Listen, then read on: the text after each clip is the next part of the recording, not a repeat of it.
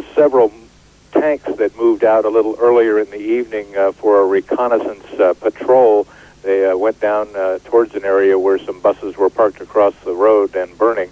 It appears that the troops are getting reinforcements of heavy armor that is being moved into Tiananmen Square. They had at least 65 or 70 tanks previous to that I was able to count from my vantage point earlier in the day, and it appears that reinforcements are being moved in there. It is also reported that some tanks and troops have moved in the area of the universities here, fearing retaliation by the students for what has transpired here in the last 2 days. The situation as far as the death count, no one knows. Hospitals are filled and reportedly running low on blood supplies, and they are doing surgery constantly. This was the scene at the height of the massacre that occurred at Tiananmen Square. Troops moving in armored personnel carriers and tanks. They were met with rocks, with sticks, with Molotov cocktails. This is the center of Tiananmen Square before it fell. Just before the troops moved in, you see the goddess of democracy, the statue. The students set fire to buses and anything else they could to hold the troops back, but nothing held them back. Brute force and mechanized armor crushed through the barricades they put through, and the automatic weapons fire felled the protesters who stood in their way as they were to have their way on this night. A CNN camera crew was inside Tiananmen Square when it fell, and we were talking to several of the students. I should point out that we do not know if these students also made it out alive or not, but they talked about what the soldiers did to them when they arrived. Many soldiers just with the guns and heavy big sticks pushed us and beat us and shouted, get away. When somebody, monsieur. When the students fell down, they just shouted, get up, go away. They shouted and pushed their guns and sticks to us. When the girl was pushed down to the ground, and this boy wanted to help her, but in fact he was also pushed down to the ground too. And even in this situation, the police still kicked and beat them with heavy sticks, iron sticks, yeah. And guns. And so that's why they are wounded so heavily wounded. Many students were killed. It is said 1,000 students. At least 1,000, maybe even more. As we speak, there are more reinforcements coming into Tiananmen Square. We have a report of 3 tanks moving from the east, heading for the square. They have been out on patrol around the city streets that right now appear to be quiet. There has been sporadic gunfire heard throughout the neighborhoods throughout the evening here, but as far as a major clash, it has not happened, and those in Beijing are praying that it doesn't. I'm Tom Intier, CNN, reporting live from Beijing. Thank you, Tom. Protests against China's government are going on all around the world today. In New York this afternoon, about 1,500 people are gathered in Manhattan in front of the Chinese consulate. So far, the demonstration has been peaceful. The protesters said the hardline conservatives were responsible for the riot in Beijing. The protesters called for the ouster of China's Communist Party leadership, and they also urged the students not to abandon their goal of moving China towards democracy.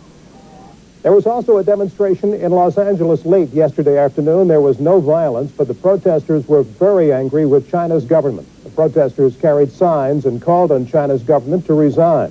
Protests were also held in San Francisco, Washington, and Houston.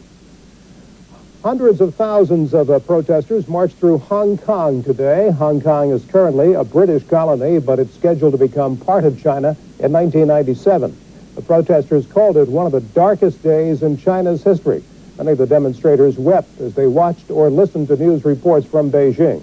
And 2 lawmakers said they would boycott the meetings being held between China and Hong Kong to arrange the transition to Chinese rule. President Bush declined to comment today and reports that hundreds have been killed in the clashes between troops and demonstrators in China. President Bush, who was jogging at his vacation home in Maine, replied, "Not while I'm running," to reporters' questions about the latest developments in China. A former Assistant Secretary of State interviewed on NBC's Meet the Press this morning had this comment on the ineffectuality of any U.S. response. The United States cannot affect what the Chinese leadership does inside China. It's a harsh truth, but these are tough, ruthless communist leaders. Over the last 60 years, they fought for their country. They fought a civil war. They killed many people. And when they felt they were threatened, they used the kind of methodology they'd used before to reestablish order. Yesterday, President Bush said the U.S. has been urging nonviolent restraint in the Chinese government's dealings with the demonstrators. A funeral for Iran's spiritual leader, Ayatollah Khomeini, is scheduled for tomorrow. Khomeini died last night in a Tehran hospital. He was 86. Khomeini, seen here during a speech last year, underwent surgery 2 weeks ago to stop internal bleeding. He apparently suffered a relapse yesterday afternoon. Iran's 50 million people were called on to attend prayer services at local mosques. Verses of the Quran were read on Tehran radio today, and telephone links with Iran were disrupted. The death of Khomeini and the bloody suppression of the pro-democracy movement has prompted speculation about the futures of Iran and China and possible U.S. reaction. CNN's Mary Tillotson is at the State Department, and she joins us for a live report. Mary. There are said to be high-level meetings going on in Washington today among U.S. officials trying to figure out what the next step in the U.S. response to the bloodshed in Beijing should be. After President Bush's yesterday declaring the turn to violence was tragic, and Secretary of State Baker calling the reported deaths and casualties alarming. One government sources told me, however, not to expect any official word from the administration before tomorrow at the earliest. But there is already political pressure building for that administration response to be strong. Conservative Senator Jesse Helms of North Carolina says the U.S. should sever all military ties to communist China. And on the opposite end of the political spectrum, Congressman Stephen Solars also says the U.S. response should be strong and pointed. Politically unacceptable and morally unthinkable, Leslie, for us to continue selling arms to a country which is engaged in the wanton slaughter of its own people. Administration officials say the reason for the caution from the White House is that the situation in Beijing remains so fluid that for the U.S. government to act precipitously could cause more damage than good at this point.